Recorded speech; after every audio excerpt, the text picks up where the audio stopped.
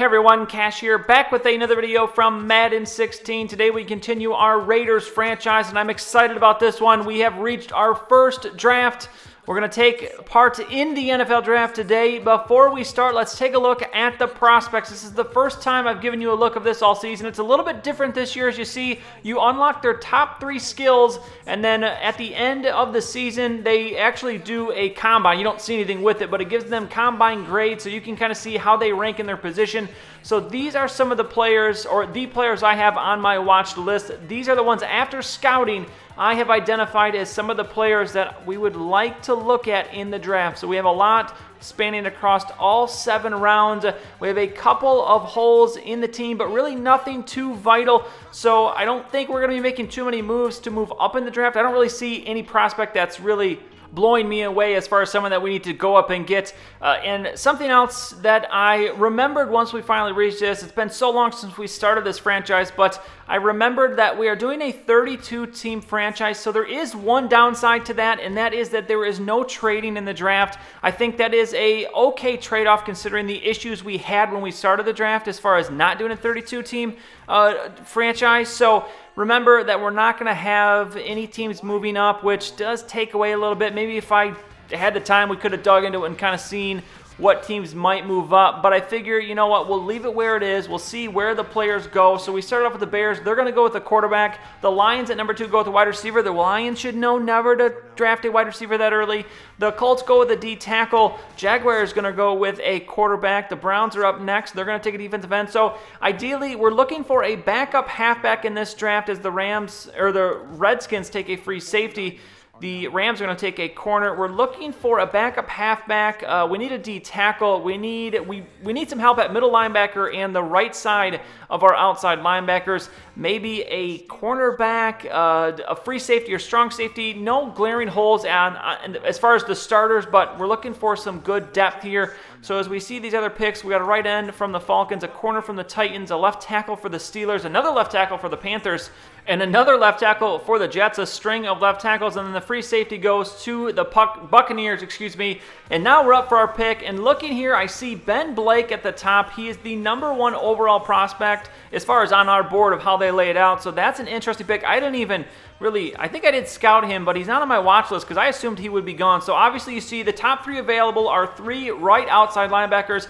That is a position I identified as one of need, so I think we're going to hone in on these 3 guys. Let's take a look. Ben Blake is a 3-4 pass rusher. That doesn't exactly fit our scheme, but you see B+ for power moves, pursuit, and tackle. It shows the 3 best skills for each player. We have Ladarius Dial. He is a 3-4 pass rusher as well. You see he has some pretty high grades. He does have the highest combine grade of all 3 at the 7.0. And then we have Jared Lauderdale. He is the lone 4-3 player. But you know what? I'm thinking Ben Blake is the number 1 overall prospect for a reason, even if he's not graded that high. And as we take him, it is going to give us an instant reaction. So he is the 19th in true talent. We drafted him number 15, so not bad. But obviously you see he was rated number 1 overall. Ends up being the 19th best prospect. You see some of his stats there. Does not look too bad. An 80 overall, so I don't think that is too bad for our first pick there at number 15 to get an 80 overall. And actually, I think he will probably start for us at right outside linebacker. Then the Bengals following us are going to go with a cornerback. Lauderdale is going to go a couple picks after that, and you see Dial right after him. So good thing we went outside linebacker there because it looks like they would have gone either way right after us. The Patriots are going to draft Tom Brady's replacement, Parker there, the QB. Another QB goes to the Eagles. A D tackle going to go to the Texans. A cornerback going to go to the Bills. I'm going to show you every pick in the first round, and then after that, I think we're just going to jump straight to each Raider pick. We have a couple more right outside linebackers going at 23 and 24. A left end to the Chargers. A middle linebacker to the Packers. I think that's the first middle linebacker taken so far in the draft. Another D tackle goes to the Broncos. Another outside linebacker to the Saints. A tight end goes to the Cowboys. That is the replacement, I think, for Jason Witten. The first center, I do believe, is going to go to the Ravens at number 30. And then we have a couple more picks here in this first round. A quarterback, another quarterback. We've had quite a few quarterbacks going in the first round. I'd like to get maybe a third quarterback to kind of just compete there with RG3 and Carr, but it looks like there's a lot being taken, so I don't know if we're going to be able to do that. And then we get into the second round. We have the Bears starting off with a defensive end. The Lions are going to go defensive end as well. The Colts are going to go wide receiver, another DN, as we have a string of DNs going here, and wide receivers so far in this second round. Washington coming up next is going to go with corner. So I'm still not seeing too many, or really any names that are jumping out to me as guys I was really interested in, as especially a lot of these positions we don't really have a lot of need in. Especially, I did say we might need a corner, but we have pretty solid corners. So corner, wide receiver, that's not going to bother me too much.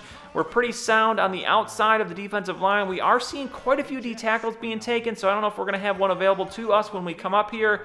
Another outside linebackers to the Jets, and then one more pick, a tight end. So we have made it to our second round pick. Let's see who's available.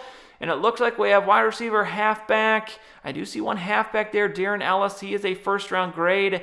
But it looks like, yeah, a lot of halfbacks, some other positions sprinkled in there, but there was one name there that does interest me. I did say we need a backup halfback. I don't know if I want to spend a second-round pick on a halfback, but let's take a look at who I have on my watch list. You see Marcus Martin there, a elusive 7.3 combine grade. Pretty good ratings from him. We have a right guard. Right guard is something that we maybe could upgrade, but I don't know if I want to spend a second-round pick on that.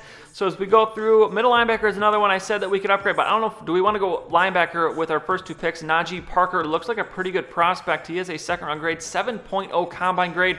Has pretty good looking numbers. CJ Gray, another guy, A tackle, A- pursuit. He does not look bad at all. But going back up to Ellis here, there's a couple things that jump out to me. He's got A juke move, A- carry, and then his combine grades are very good. So you know what? I don't think we can pass up on this guy. We need a solid second running back. And look at this. It looks like we did pretty well. A 79 overall, 24th in true talent. We drafted him 47, so a great pick there. 89 speed. Looks like he's got 88 agility and acceleration. Pretty good carry. And I think not a bad pick at all. Actually, he's going to compete very well there with Latavius Murray. And then we get on to the third pick. Now we're just going to jump to each of our picks. And you see who's available to us with our third pick. I don't want to go corner here, but I do see DJ Hardy there. We do need another D tackle. It looks like we have a couple available to us here at the top of our watch list. Hardy is going to be the top one. B+ pursuit, B power, B block shedding. Another very good combine report, 7.2 grade. So I think we're going to go with DJ Hardy here, and another great pick, an 80 overall. So we go 80, 79, 80, 23rd best player. We got him at 79, a great pick, I would say. So look at this. I guess we have the drafting skills back at it again this year. We did very well drafting last year with the Lions. A different draft format this year, but it looks like it's working pretty well here. So we're on now to the fourth round, and you see who we have here. Right guard, D tackle, corner, halfback, D tackle. So couple of those positions we've already filled. We see a couple centers here. There's not too many guys left on our watch list, but Sherrard Warren here is a guy I said right guard was one of the spots. He's got a pretty good combine grade. Not bad skill, so let's take him and see what we have. And look at this, a 77 overall, 46 in true talent, 111 is where we drafted him, and he has 83 run blocks. So again, I'm going to say an awesome pick, and this could not be going any better. As we now move ahead to our fifth round pick, let's take a look at who's available. And only a handful of guys left on our watch list. We have a couple of centers there, halfback, tight end. I don't think we're going to take another tight end or another halfback in this draft after we took one in the second round. So I'm going to end up going with the center here, Jason Shipley. And look at this, another 76 overall. He has 82 run blocks, 79 pass block. Very good player. 57 in true talent. We got him at 143. So what another good pick. Again, this draft is going awesome. So now 2 more picks to go. Let's go to the 6th round. We have just 3 guys left from our watch list. Halfback and center we've already taken. So I'm going to go with this wide receiver here. Nice to get at least one wide receiver in this draft. So Josh Lynn Fitzgerald. We are going to take him in the 6th round. Again, as all these players have been, except for our second round pick, they're graded right where we're taking them. The second round pick was actually a first round grade, so we're going to take him at 125 in talent. We take him at 175, so another good pick. Is our first one under 70 overall. He does have 92 speed though, so you know we can't hit on every draft pick, but I'm still pretty happy with that one. We'll see how he fits into the team. And then now here we are for our final pick. and this is only 6 guys left on our scouted list, so I think we're going to go off the board here. There's one position, or really, we've pretty much covered the positions that I was really ideally looking for, but corner is one. I would like to bring in maybe one more corner, so let's take a look at the available corners. And I have not scouted a lot of these guys, so this is going to test out how, as far as going off of the combine grades, tells you how good a player really is. Because I see one guy here, Courtney Bishop, has pretty solid combine grades of 6.6, and you compare that to Jamal Russell, who has a 7.0 grade, but doesn't have as much consistency in his grades. You see Bishop doesn't have anything over 20. I think Russell had a couple, so we're going to take Bishop, and look at this. He's a 70 overall, 103 in talent. We drafted him at 207, and he has got very solid 81 zone coverage, 74 man coverage, so I am pumped about that last pick.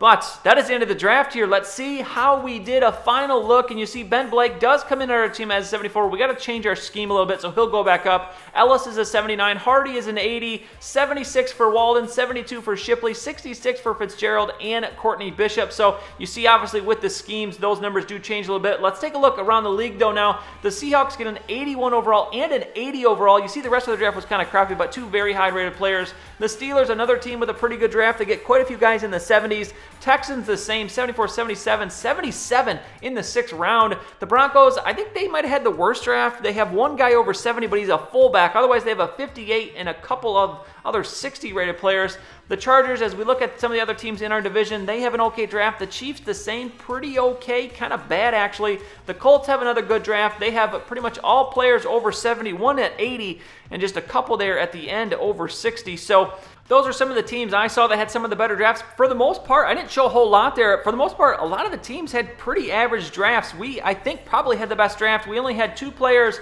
that were under 70, and even then they were pretty high rated there. So no one else, everybody else maybe had like 1 or 2 70s, maybe an 80, and then a lot of 60s or 50s. Luckily, we were able to avoid any players in the 50s and even the low 60s. So I'm very happy with that draft. I think we are set up very nicely for this coming season to compete. Obviously, hopefully for a playoff spot. I don't know if we can push up to that Super Bowl position yet, but I really think this might be a playoff team for this coming season, and I'm excited to get into the next season. As you see, we have finally reached next season, preseason. I'm going to break the preseason up into 2 videos, so we'll see week 1 and 2 in the next video, and then 3 and 4 in the one that follows. I'm going to go through, sign some more players to kind of fill out the roster, provide some depth and some competition for the preseason. I'll slide these rookies into the depth chart, see where, if any, maybe Ben Blake fits in at starter at outside linebacker. We'll have to see. You'll have to mess with the schemes a little bit, kind of figure what the team is going to look like next season. But otherwise, that's going to be it for this one. Let me know in the comments down below what you thought of the draft. How did you think we did?